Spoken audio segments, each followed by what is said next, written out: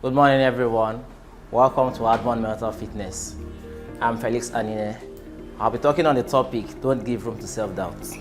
We are going to be opening with the quote of the day, which says, the worst enemy to creativity is self-doubt by Silver Platter. The worst enemy to creativity is self-doubt. For every person that is living on the earth today, we are one way or the other engaged with something, either by a daily job or by our personal creativity or our craft.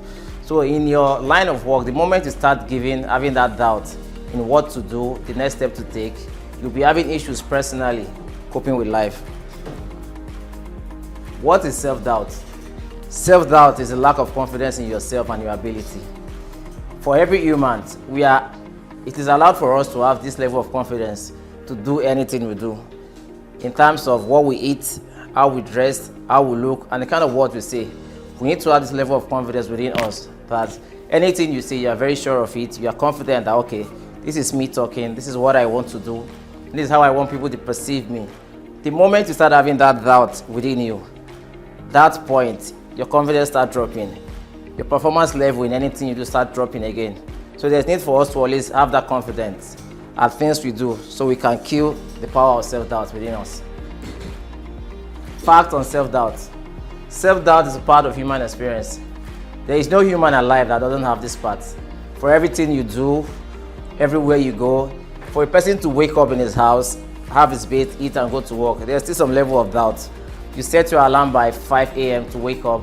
When the alarm rings by 5 a.m., you still tell yourself, should I wake up now? Or should I snooze it and extend it to like 15 minutes?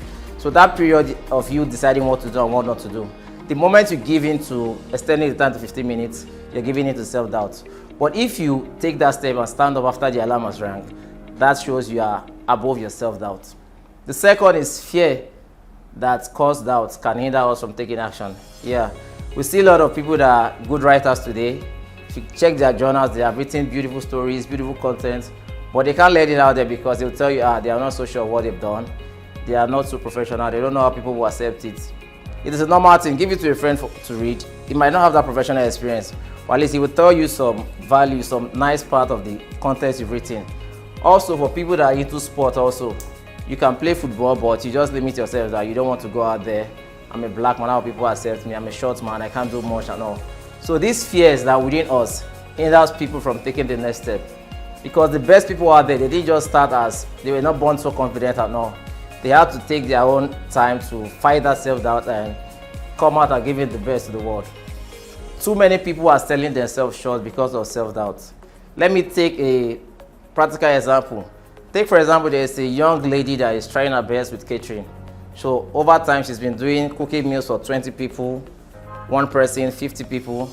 And after one person has tried her food, he gave her a job that, okay, we're having an event in a church. We'll be feeding 500 people. I would like you to do, can I give you this job? And normally, how high the guy has gone is just 50 people. So, if you throw that proposal to her, you hit her with that doubt, like she'll be hit with that doubt that, can I do this? My best work is for 50 people and they enjoyed it. At least they score her like 7 or 8 over 10. Me cooking for 500 people, that means times 10 of those people. Within her, she has set herself to self-doubt. A typical example is for a young lady who is a caterer, that her strength is like cooking for people between the numbers of 1 to 50. She now gets a job to cook for 500 people. When the proposal hits her at first, she will first be in doubt that, can I do this? Because my strength is just to prepare for 50 or less.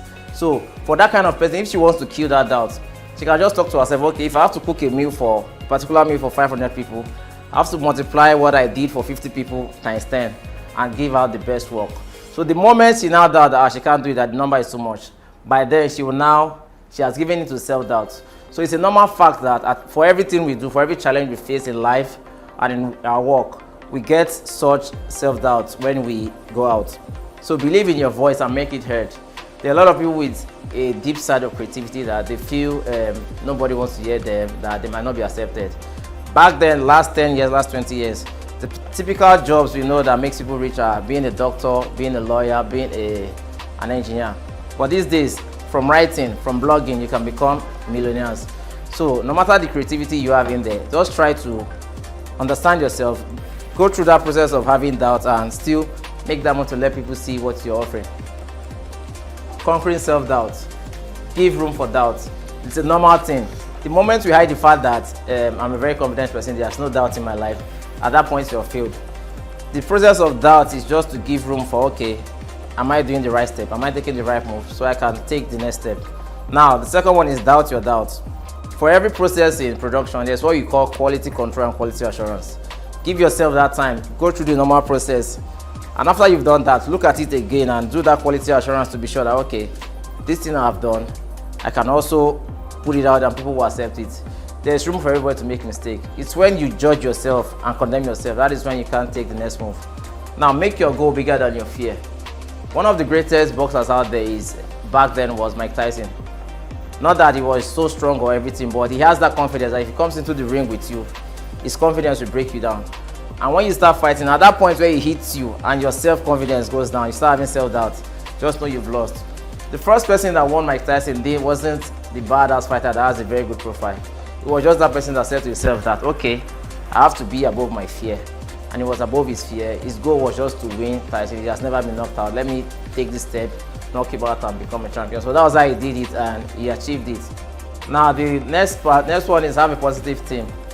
In making a decision, it's not a one-man thing. You can do like 70% of the job or 90%. But the value that a team will have to use is 10%, and that might give you the best of the best you need to get. And last but not the least is to study. No matter what we do in life, if we want to get more idea in whatever we do, we need to always research, study. It's not a must you read a book. Go online, get content, hear what people are saying about this thing, look at some research and know what to get from it. Effect of self-doubt, anxiety. Take for example, for a student that went to primary school, out of a class of 10 students, is always the best, coming first and all. And after his period in primary school, he moved to secondary school, whereby in the class there are like over 70 students. His confidence level is always scared that, okay, I can't talk in class, I can't do this, how will I become first? So if the child allows his anxiety to get over him, that is one of the causes of self-doubt. It breaks you down and not let you do something positive. Lack of motivation. For someone that has self-doubt, you won't be motivated to make that move. If I want to sell an idea to somebody, due to the high level of self-doubt in me, I might not be able to push that idea out. The next one is low self-esteem.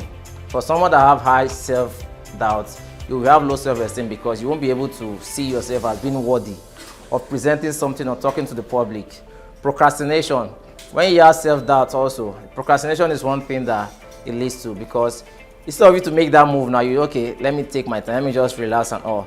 So over time, you find yourself giving room and building procrastination. We all have this factor of procrastination, but most people don't tend to admit. I have mine. I'm still working hard to make sure I break that down and win over it to an extent. And also the last is indecision. Some people, for just deciding on what meal to eat, they can't decide. If I eat this, I would be like this. If I like, even wearing of clothes, I don't want to wear this. If I wear this, it will be this, it will be that. We always surround ourselves and make that doubt become one big deal to ourselves. So I advise that you take your time and understand the fact that there's need for you to have that, but that decision-making power should be something that should come from you and from the inside. Recommendation: practice self-compassion. It is normal as humans to know that every time we go through an idea, that we should give room for self-compassion. We can't always judge ourselves and always be harsh on ourselves. If we always give room for us to learn and make mistakes, we should understand that, okay, if I have to go through an idea or talk something through, there might be some mistake, but me as a professional that wants to do this, I have to make sure that, okay, I always give room to myself. So if I make mistake, I can work on it and get better. Second, remember your past achievement. Some people that have lost confidence in themselves, maybe by change of environment or something, should always remember that, okay, there was a time that you were doing well in this field or this. Like some profession right now, they've gone from normal manual back then to, take for example, a motor mechanic. Gone are the days whereby in some countries where you start using physical. These days you just use the machine to just detect the problem and go ahead with the solution. Or for a person that moves from that manual stage to that professional automated stage, he might have some issues adapting and getting ideas on what to do when problem arrives. But you understanding that back then you used to be very good and you know what to do, you can easily adapt to this new pattern. The next one is think smart. No matter what we do in life, our idea is to always solve problems, take things through and talk when people are talking. As a team, when we make ideas, It's not for us to just talk, for us to think smart. Even if we give room for the dumbest of the dumbest idea, it's for us to filter what to do. So the moment you read, you think smart and always put your answers in the line of the solution, you will be on the right track. The next one is validate yourself. We need self-validation a lot, because if you don't validate yourself as, okay, you know what you are saying, you're confident of yourself, it will affect you. Take for example, some ladies cannot look at themselves and tell themselves, I'm a fine girl. Some of them will tell you, when I was small, my mom used to tell me I'm a beautiful girl. Well, how about now? If you give yourself that self-validation that, okay, I'm a beautiful girl, I'm a smart girl, if I go out there, I'm proud of what I do, I can go out there and speak and sell myself to the public. So that is what we need to give ourselves. Our idea might not be the best, but most times when we are sure of what we've done, we should always know that we can always give the best in us. Now, keep a journal. There's need for us to keep a journal. There are little of what the brain can hold. So the moment we start writing things down, it helps us go back to them and pick from anywhere we stopped. It helps us build ourselves better, because by the time you write a journal, you always know where you stop. You always know the plan to take next. On the next slide, we have the closing quotes. Every time you take action in the presence of your doubt, you dilute the power and amplify your own. Let me pick on this part. You dilute the power. This is the power of self-doubt. The moment you can't dilute self-doubt, you can't take the next step. And it takes a lot to dilute this power. You have to be confident of what you are doing. You have to be confident of what you've learned or the knowledge you have on whatever you're doing before you can dilute this power and then amplify your own. When it gets to the point of you amplify your own, if you are still not confident of what you've done or what you're doing, you might not be able to take this move and achieve this. So we need to always search in ourselves. There are some things we do normally. We might not be professional in everything we do, but in anything you are doing, in the list you have to do, the list thing you have to give out, you should look for a way to always equip yourself with what you need to say. I can't be going out for a presentation or for a pitch and not be so aware of what I'm going there to say. Because by the time you get there, you miss your first chance, you've lost it. If someone picked the first mistake and hits you hard, you might not be able to fight that doubt and go to the next move. So dilute the power of self-doubt, amplify your own. This is by Dr. Maggie Warrell. Thank you for joining us on this training session. You can go to our YouTube page, post your comments, questions. We'll be sure to get back to you on this. Thank you very much.